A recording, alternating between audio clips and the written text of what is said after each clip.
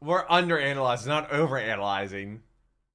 Generic intro in the deck goes me. Here back with some more overanalyzing Avatar. Today we're actually doing underanalyzing Avatar. Wow, that is kind of a tongue twister. But we're doing book 1, 2, and 3 just because they're all like under 9 minutes long. 2 of them being 7 minutes long-ish. So we're going to be doing all in one video. Last week's video was the overanalyzing the unaired pilot, which I had never seen before. You can check my reaction to that video. I'll leave it right up there. Also be linked down below in the description. Also in a place on my channel with all of my other overanalyzing Avatar reactions. Going in chronological order. I know that he's doing Korra right now. I have never watched Korra. I knew nothing about Korra. I didn't even know it was an Avatar sequel until a couple years ago when I started reacting to videos on YouTube. People asked me if I watched Avatar. I was like, yes, I absolutely loved Avatar. They're like, what about Korra? I was like, what do you mean, what about Korra? What's Korra? And they're like, The Legend of Korra. I'm like, okay, what does that do with Avatar? Like, it's a sequel. I'm like, what?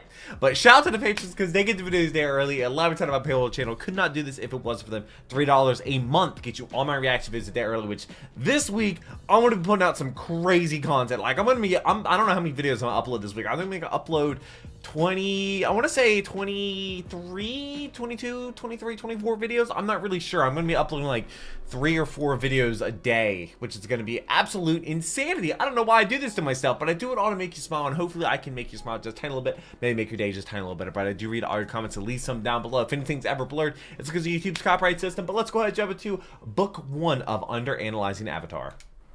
These videos are really hard to find.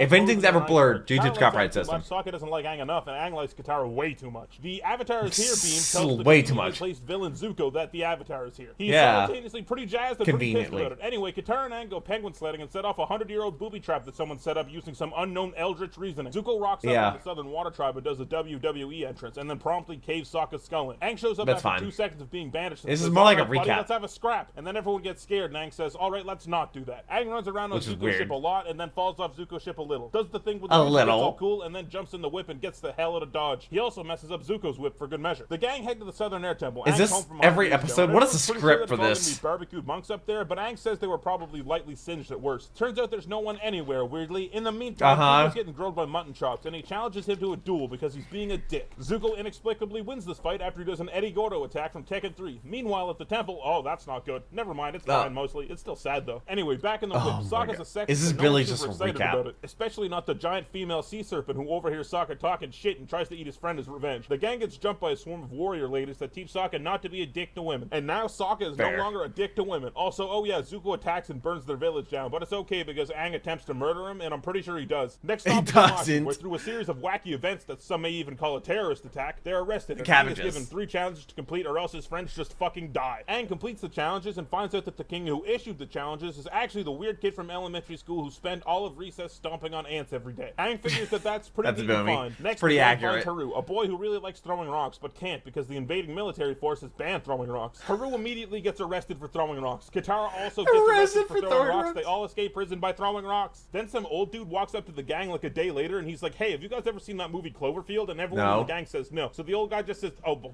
all right, I'll explain on the way. Aang tries to remove the panda kaiju, but he's just too mad about all his trees getting burned up. He kidnaps Sokka and detaches Aang's spirit from his body somehow. How'd he do that? The previous Avatar's dragon shows up and gives Aang a crash course on how to talk to Roku. Aang thinks this is also neat and fine. And then he shows the big monster a raisin or something, and then the monster turns into a still frighteningly large panda. Crisis averted. The Boomerang Squad makes a beeline for Roku's Boomerang Squad. Hot on their trail. Unluckily for them, Mutton Chop stands in their way. They just fly by him though, so it's not a big deal. They get to the island and meet the fire sages, who are actually pretty good guys. Oh, never mind. Okay, they were. And he helps them out. He says a few weeks ago when Aang went into the Avatar state, a statue's eyes began to glow. But hey, wasn't Aang in the Avatar state for 100 years straight? Shouldn't the eyes have been glowing that whole time? No, shut up. We're underanalyzing Avatar. Get that shit We're out underanalyzing, not overanalyzing. While his friends get tied up by mutton chops. Roku tells Aang that it actually turns out you woke up from your ice cocoon like 10 months before this cataclysmic event happens. Aang is clearly not very comfortable with this revelation, but Roku explains that the best time to plant a tree that could kill the Fire Lord was 20 years ago, and the second best time is right now. Moving forward, Aang is understandably stressed about the rapidly encroaching Fire Lord duel for the fate of the world. Katara offers to teach Aang waterbending, and Aang is just fine with that. Turns out Aang is pretty pretty good at waterbending naturally, which pisses Katara off and leads to gank a waterbending scroll from some pirates after being mad about it for like 20 minutes. The pirates are also pretty mad and try to murder the 3 children multiple times, but the gang gets away by wrecking their boat and just being overall dicks to people that hadn't wronged them in any way. Yeah, literally. Well, I mean, they stole it, young but man who had a fire set under his ass, both figuratively and literally. Don't when like he was Jet. 8 years old when his parents were immolated in front of him. Katara immediately falls for the tall, dark, and handsome gorilla terrorist, and so do I. Sokka's not buying it though. Jet goes to blow up a dam that will kill the inhabitants of a small village that's been taken over by the Fire Nation, but Sokka evacuates everyone in time, saving them but leaving them homeless. A happy ending all around. Then they go to a big hole in the ground, and everyone is annoying. The big fucking spider monsters are the most reasonable characters in this episode. The most reasonable? For dead. Then we have the backstory episode that everyone loves. Aang got told he was the Avatar, and he doesn't want to be the Avatar. Tough luck, Aang. You're the Avatar. Zuko gets told his dad's gonna blow half his face off with a fireball. Zuko doesn't want his dad to blow half his face off. He does it anyway. Tough luck, Zuko. You have half a face now. Also, there's a storm that no one cares about at all. Sokka got sick from being out in the storm that no one cares about. Aang goes to find medicine, but is ambushed by a team of Robin Hood Legolas's and is captured by Mutton Chops. A weird ninja man comes to save him. They have a big old action set piece when they escape. Also, Aang attempts to kill this man, and he manages to Young Wei.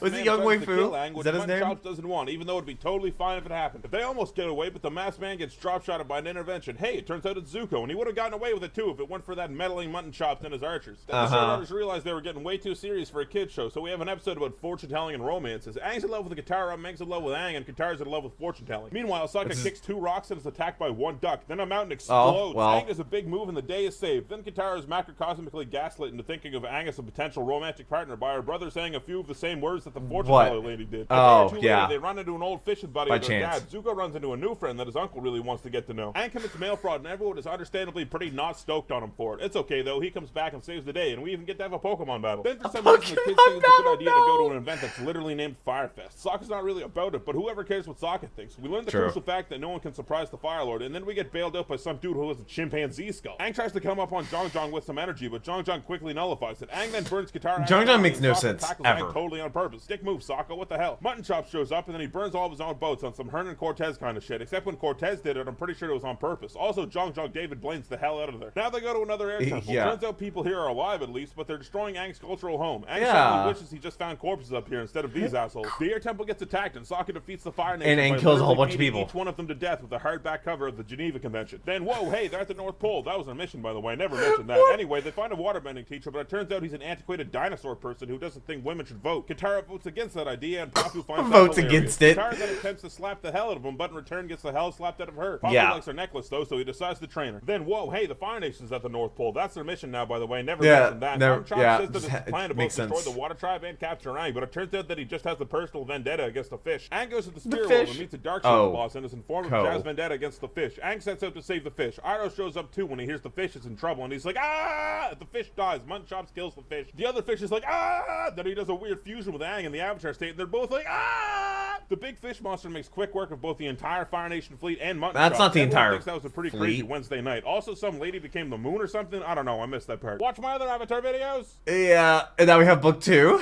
We're back, and the gang has left the North Pole behind and plan to go visit Aang's only living friend from the before times. On the way there, they stop to say hi to the power-crazed General Fong, who wants to take advantage of Aang's weird, unknowable, eldritch-powered Super Saiyan form, and that goes about as well as anyone with a brain could ever expect. Meanwhile, Zuko and Iroh meet up with Zuko's sister, who's very pleasant and all-around a fun person to be around.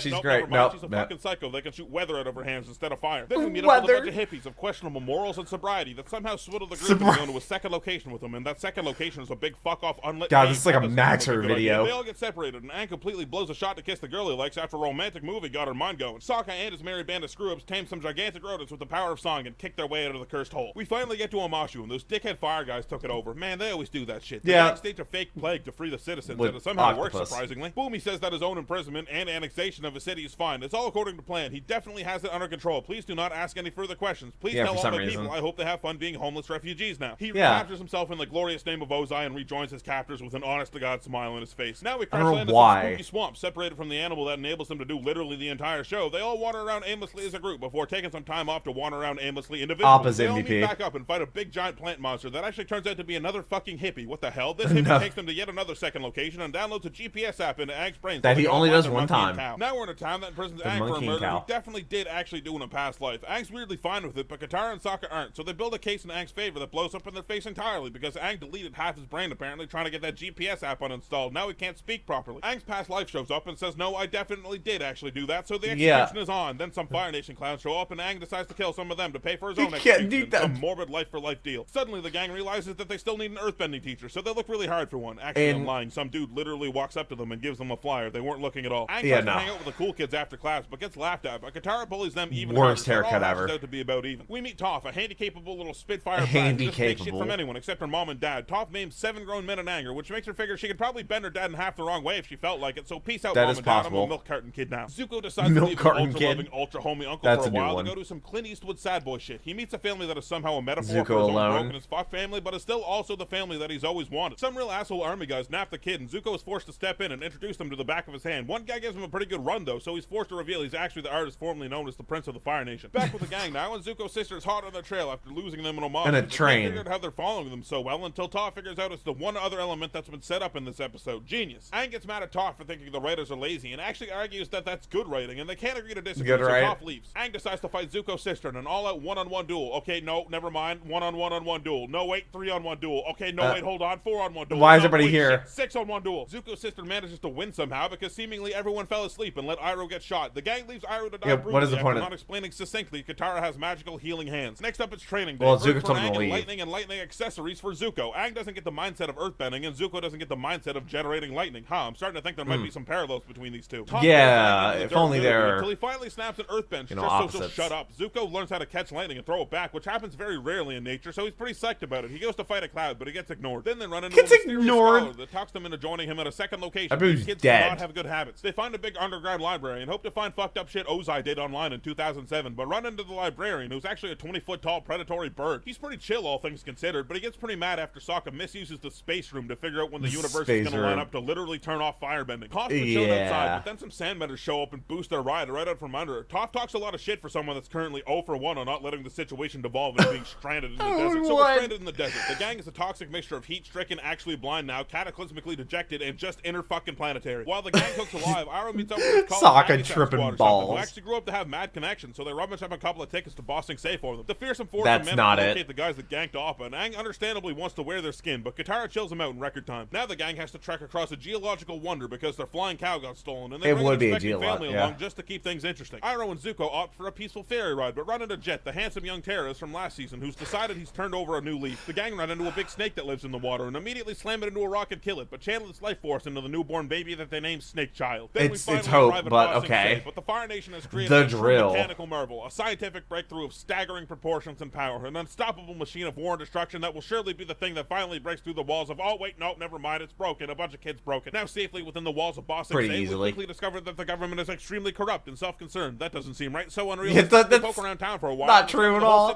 Not realistic. 1984. The gang crash a birthday party. I'm not going to the lake. Subsequently stunted upon when the real leader of the country says you're not allowed to do any avataring in here. It's against the rules. At the same time, Iroh and Zuko get part-time jobs as baristas. Then we have the anthology episode, so we gotta go pretty fast here. Sorry, I know this has been pretty thorough up to this point, but it has to be done. Katara and Toph go to a spa and kill some mean girls. Iroh cries, and so do I, and so do you. Don't fucking lie. I didn't cry. I did not cry. Aang builds a new zoo after seeing the old one is seriously not up to code. Sokka gets into a poetry battle to impress some girls because he figures he hasn't kissed anyone in 2 days. Zuko goes on a date with a girl that's so into him you can literally feel it through the screen, and he does his best to blow it, and he does. Good job, Zuko. He does. And finally, we get a Disney short about a monkey looking for a big buffalo monster. Now it's time to catch up with the gang's beast of burden, see what he's been up to. Answer: mostly starving, being in a circus, starving, and then having another Pokemon battle. Eventually, he staggers back to his hometown and meets a spiritual man who says he can help Aang master the Avatar state. The Bison figures that's pretty huge, but still has the problem of not knowing where the fuck Aang is. The spirit man just says, oh, word, and then does the same GPS thing that Aang did in the swamp. He heads to Ba Sing Se and immediately falls into the hands of the nefarious Long Feng, who's known not only for running the country, but also for being an infamous cattle thief. The gang really kick up the search effort now, and they run into Jet. Which is such a bad idea. They decide they'll work with him since he has a hot tip on a location. It turns out to be a dead end, but they figure out Jet has been mind-freaked, so they de-mind freak him to ascertain the underwater headquarters of the shadowy government enforcers. The gang and the Freedom Fighters team up to fight for their pet's freedom and bust in and yell, police, search warrant, but Long Feng is 5 steps ahead, and step 6 is turning Jet's internal organs into gumbo. Luckily, Appa busts himself out with the help of a mysterious stranger and eats Long Feng. I can't believe they put that in the show. Next up, the gang has fun storming the castle. They seriously lay waste to tens, if not hundreds of men just doing their jobs. They finally they're literally Long Feng is inexplicably back and tries to fool the king into thinking they aren't at war, which honestly had been working for the entirety of the king's life. Literally, pretty safe bet. He had no idea about the war. Town, the king is convinced that these children he met 45 minutes ago are telling him the truth and not his royal advisor. That's a pretty good proof, I guess. Long Feng is arrested and sentenced to be eaten a second time. The gang tell the king about the eclipse and then are assigned side missions, one each. Oh yeah, and Zuko's sister infiltrates the capital disguised as Sokka's girlfriend. That's gonna come back in a second. I should mention that. Yeah, now Aang has that's to learn pretty how to important. relax properly with this emaciated old man. He's got this whole 7-step plan. Steps 1 through 6 go off without a hitch, but step 7 includes him forgetting his feelings for Katara. Aang sees a vision of Katara in trouble and is overcome by a wild need to try and get one more kiss before unlocking enough bending force to probably stop the world from spinning. Oh, and also meanwhile, Toph gets stuck in a box, so she figures out how to bend metal, and Zuko's sister starts her plan to make the entire Earth Kingdom bend the knee. Aang regathers the gang for the battle, but they soon break up again after letting Iroh cameo for a bit. Aang busts out to capture Katara and Zuko, who were having a moment there for a second. Seems like Zuko might actually be a good guy after all, but nope, his 180 turns into a 360 as he kicks dirt all over Katara's feelings. Katara and Aang are so outnumbered, that's a good way to say it. She's dead, so he does step 7 and unlocks his god mode. Unfortunately, Zuko's sister does her special move off screen and kills the 12-year-old kid dead. Katara revives him shortly after, but the damage is done and the Earth Kingdom has fallen. A Lemony Snicket scenario if I've ever heard of one. Here's the patrons, all of them. I love them.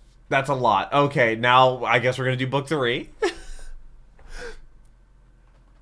We've entered the final stretch. Aang awakens on an enemy ship with a brand new look. That look being horrible post-lightning stress disorder and a new hairdo. Turns out actually it's not an enemy ship, it's a friendly ship, and it's fooled the Fire Nation until now, but somehow Hakoda and Bato blow their cover in 25 seconds flat. They fight their way out of the situation with the help of the local sea life on some Aquaman type shit. Aang's upset that he got snuck by Zuko's sister and that the entire world is basically fucked now. A pretty reasonable thing to be upset about. He has an emotional moment and runs away, but the gang catches up and says they're pretty sure they can unfuck the world with a little elbow grease and a good attitude. So how the fuck are we gonna do that? Forget it, let's teach some kids to dance. Aang Footloose episode. Immediately seen as the coolest kid in class, even though he makes himself look like a social pariah more than once. He does beat up the bully though, so he probably scores some points there. Aang's fancy dance party's going pretty well until the feds bust in with a noise complaint. Aang knows that he's got a warrant for him, as well as countless priors, so he leaves his classmates to take the heat for the illegal underground dancing ring. Then the gang decides it would be a good idea to have Papa swim in a river. This results in them noticing the river is polluted, and instead by of flying, I mean it's not even water anymore. It's just this weird colored sludge. Katara takes it upon herself to help the river-based village by masquerading as their local religious symbol, which is some pretty dicey territory. I don't know if you should be doing that. Is that sacrilegious? Climate, Katara. Religious heretic tendencies quickly evolve into economic. Also, did he just straight up pull that? I hope we didn't touch that molten metal barrel. Backfires immediately as the village is attacked, but the gang saves the day by playing more make-believe water goddess. Then Sokka's having a hard time. He's sick of feeling useless in the face of his incredible friends. All he can do is swing a club around, so he's pretty bummed. Until he gets the idea to swing a sword around instead, which really fires him up. He worms his way into studying under the master Piandao, who's both a stand-up guy and a laid-back dude. Sokka studies for 2 days and thinking outside the box. Piandao says that he's the greatest pupil he's ever trained, but has one more trick up his sleeve with a surprise exam after Sokka reveals his Antarctic origins. Sokka does well enough to not be cleaved in twain, so Piandao says, hey, that fight got gives Sokka some more motivational departing words. Oh yeah, did I mention that Iroh gets fucking shredded in prison? Let's go. Next up, it's time to check into the bad guys. They go to hang out at the beach, and after nearly turning the volleyball court into a glass floor, they're invited to a party because they go so fucking hard. It turns out they all suck though, except Ty Lee, who's a social butterfly. Zuko's too touchy, May is too blasé, and Zuko's sisters are just a fucking train wreck, man. Meanwhile, the gang is attacked by a man that can shoot explosions out of his face. After a short scuffle, they get away, but are reasonably shaken up. Back with the black guy, we're having a chat around the fire where everyone gets to air out their grievances. It all comes to a head with Zuko literally saying he doesn't know if he's a good guy or a bad guy anymore, but for some reason no one presses the subject. Everybody just lets it go. Nobody follows it up. Absolutely in the right the whole time. Now Roku's spirit kidnaps Aang for a day to give him a crash course on how the war started and his relationship with the previous Fire Lord, who was almost named Susan. They were tight when they were kids. And as young adults, Susan's political view shifted and he started posting some pretty messed up shit on Facebook, so Roku removed him as a friend. Later on though, Susan comes back to help Roku stop a pair of volcanoes from exploding, but he pulls a psycho echo throughout the annals of time and he leaves his old bestie for dead. Zuko was also reading the story in tandem with Aang and Roku and confronts Iroh about it, but Iroh blows Zuko's mind out the back of his fucking head after he says Roku was Zuko's great-grandpa. Then it's the Toph episode. Toph gets addicted to the feeling of freedom she feels when she cheats people out of their money. Katara is understandably worried about both the psychological implications and the potential consequences this could bring upon the group. After a small fight and an emotional talk with Sokka, Toph and Katara find a way to come to an agreement. And that agreement is, fuck it, let's double down on the scams. Unfortunately, it goes bad. Of Mr. Brain Gun and get caught. Mr. Brain Gun? Dude, he would have been crazy during the comment. They join the gang as they meet a creepy old lady in the woods. She leads them back to a town that's been having problems with people going missing on the nights of full moons. Which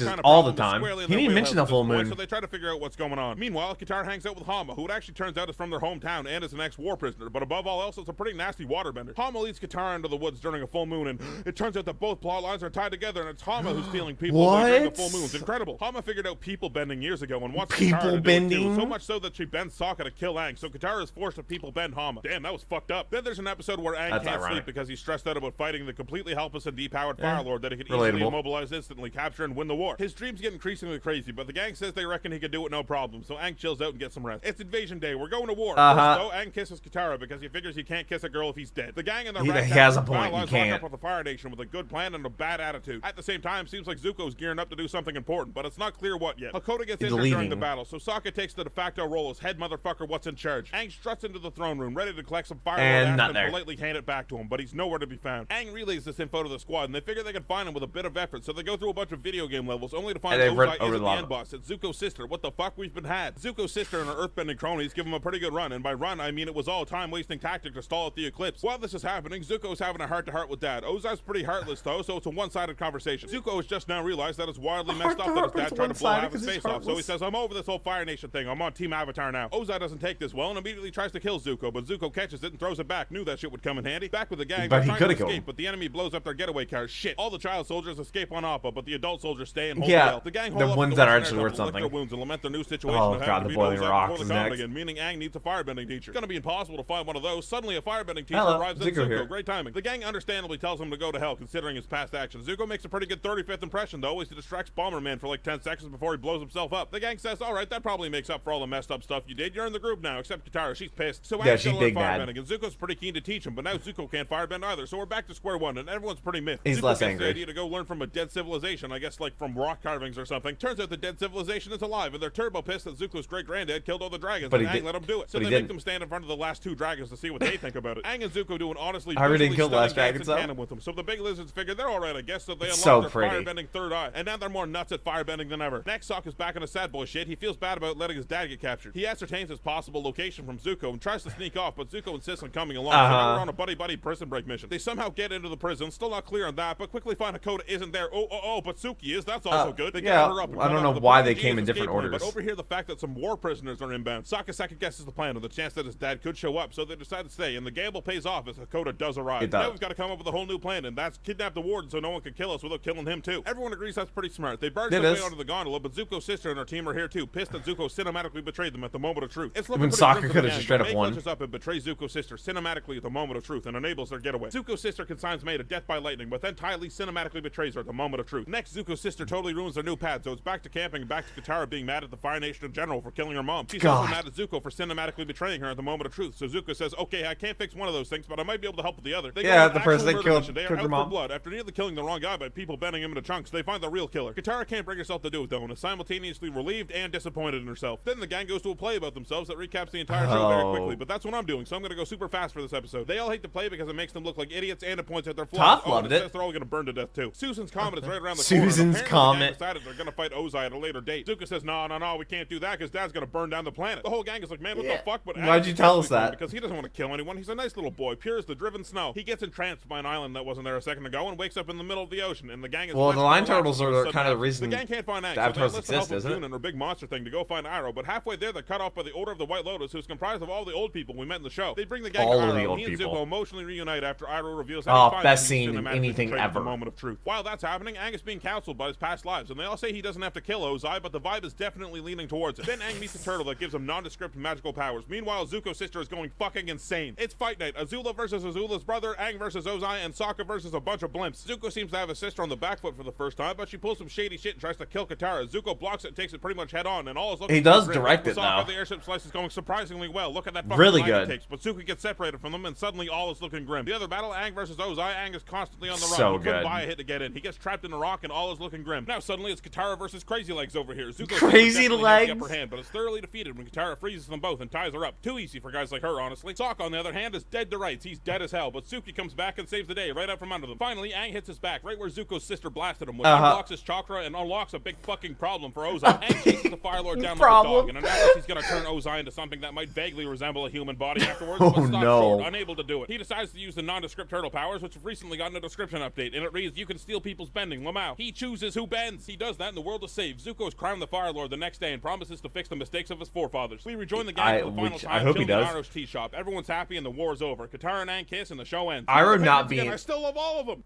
Oh my god, he like flew through this video so fast, but that was all of Underanalyzing Avatar in one video, all 3 books.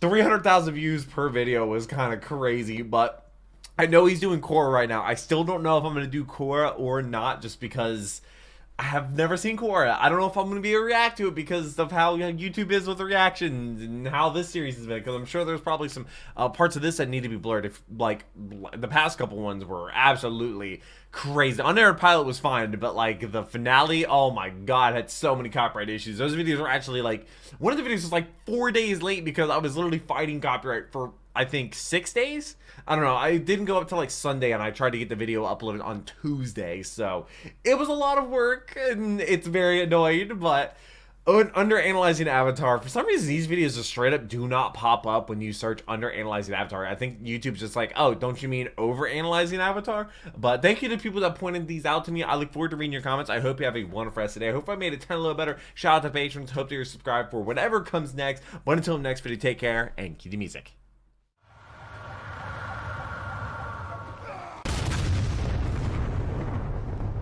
We were playing